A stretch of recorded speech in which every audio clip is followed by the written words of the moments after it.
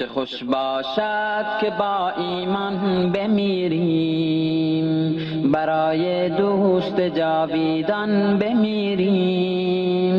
چه خوش باشد میان سنگر حق، به زیر سایه قرآن بمیریم. چه خوش باشد که با ایمان بمیریم، برای دوست جاویدان بمیریم. چه خوش باشد میان سنگر حق، به زیر سایه قرآن بمیریم. چه خوش باشد که چون صدیق اکبر، به راستی در ره ایمان بمیریم. چه خوش باشد عمر گونه به محراب، این کاغذهایی که امروز به دست من قرار داره، بیش از هزارهای این کاغذ به دروازه دوکانها، به دروازه مکاتب و به دروازه شهر و دیار من و شما مخفیانه پخش شده و از عموم جامعه و از جوانان خواسته شده که نعوذ بالله دین اسلام را ترک کنید و بیایید به دین مسیحیت. این یک زنگ خطر هست دوستان من، باید متوجه باشیم و باید این قضیه رو به دست کم بر نداریم. سروران من، در داخل این کاغذها تحریر شده با الفاظی که شاید جوانان ما را فریب بدهند، شاید جوانانی که آگاهی ندارند، شاید او انسانهایی که از دین آگاهی ندارند.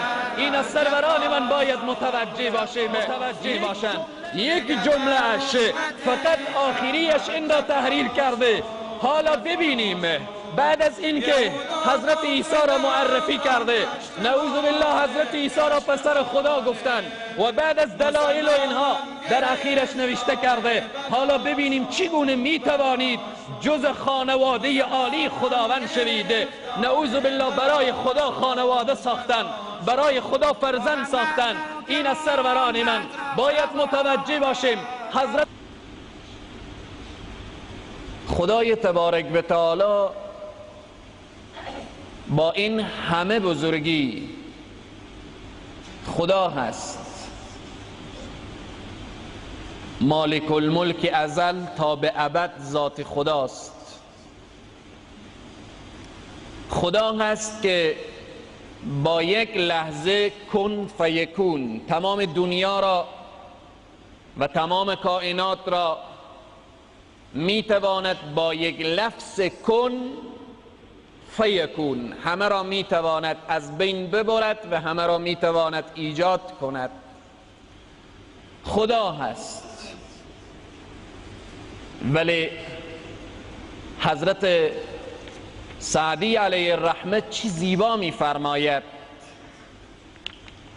میفرمایند به شأن پیامبر اکرم صلی الله علیه و سلم: یا صاحب الجمال و یا سید البشر،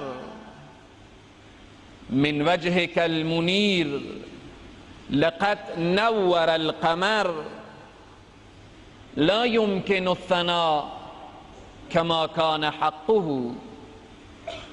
چقدر زیبا گفتن به شأن پیامبر اکرم صلی الله علیه و سلم. ای پیامبر، تو صاحب همه زیبایی هایی و تو سید بشری و چنان روح درخشنده داری که از نور تو قمر منور شده است. لا یمکن الثنا کما کان حقه. ای پیامبر، نمیتوانم وصف تو را طوری که شایسته هست بیان کنم. لا یمکن الثنا کما کان حقه. بعد از خدا بزرگ توی قصه مختصر. بعد از الله سبحانه و تعالی رسول معظم اسلام صلی الله علیه و سلم می باشند. یگانه فرقی که بین خدا و پیامبر هست اینه که رسول معظم اسلام صفات خدایی ندارن. دیگه هر چی که تعریف کنیم و توصیف کنیم و به شأن پیامبر اکرم صلی الله علیه و سلم ما بیان کنیم غلو نکرده ایم. فقط یگانه فرقی که رسول خدا دارن اینه که صفات خدایی ندارن. بعد از خدا بزرگ توی قصه مختصر الله سبحانه و تعالی می فرماید قل بگو ای پیامبر، بگو ای پیامبر، قل ان کنتم تحبون الله، اگر می خواهید و الله را دوست دارید. خیلی کسانی امروز در دنیا الله را دوست دارند. جوانا خوب متوجه باشند که در این قضیه یهودی ها خیلی الله را می شناسند، مسیحی ها هم الله را خیلی می شناسند.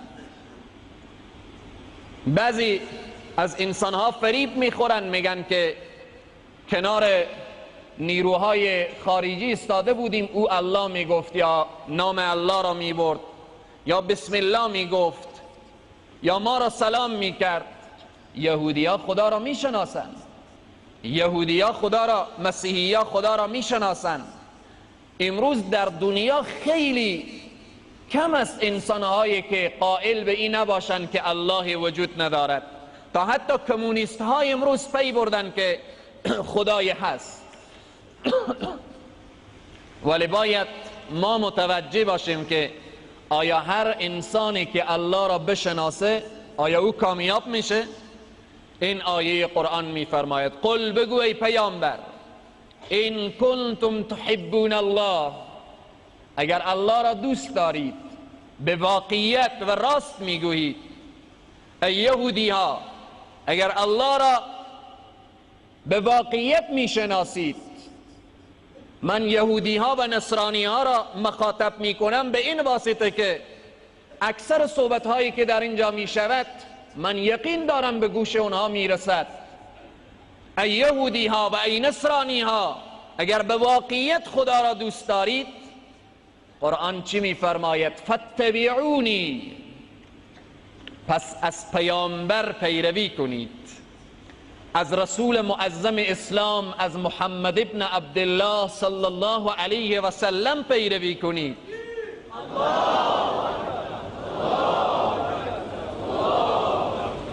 زمانی که از پیامبر پیروی کردید، اینجا ادامه آیه میفرماید یحببکم الله، الله شما را دوست میگیرد. هر انسانی که در دنیا تنها بخواهد که بدون محمد رسول الله صلی الله علیه و سلم با الله وصل شود، این محال است. این راه را ندانسته، وسیله رسیدن به الله را ندانسته.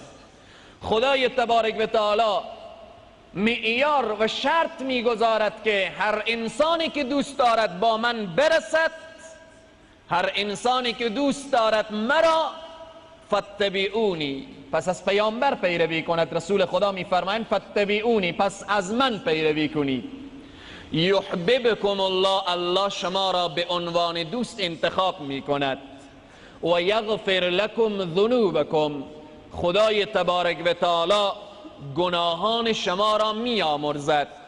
ان الله غفور رحیم، همانا خداوند آمرزنده و مهربان هست. هر انسانی که از پیامبر پیروی نکرده برگرده به سوی صاحب مدینه، به دامان صاحب مدینه را بگیرد، آنجا هم خدا او را دوست میگیرد و هم او محبوب خدا میشود. قل ان کنتم تحبون الله، این آیه مبارکه را فراموش نکن.